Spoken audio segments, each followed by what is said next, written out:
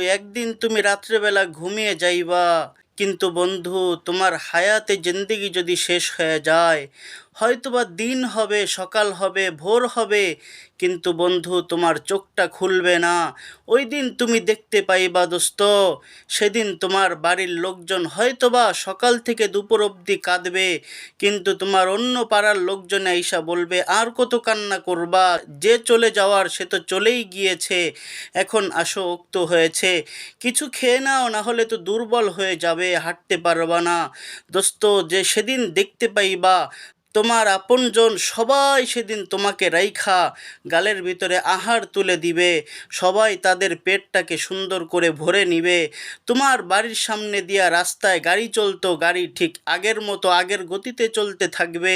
দোস্ত, তোমার আশপাশে দোকানদাররা আগের মতো দোকানদারি করতে থাকবে, কিন্তু বন্ধু তোমার নিঃশ্বাসটা আগের গতিতে চলবে না, তোমার হাত আগের গতিতে লড়বে না, তোমার জবান আগের গতিতে লড়বে না। দোস্ত, এই মুহূর্ত, এই টাইমটা আসার আগে সতর্ক হয়ে যাও, নিজেকে সাজিয়ে নাও।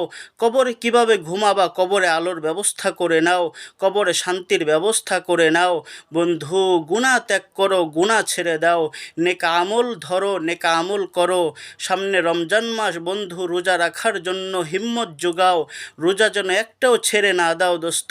এখন থেকে হিম্মত করো, 30টা হোক রোজা, 29টা হোক, একটা রোজাও ছাড়বা না, প্রত্যেকটা রোজা সুন্দরভাবে রোজার হক আদায় করে রাখবা। আল্লাহ তাআলা সকলকে তৌফিক দান করুক।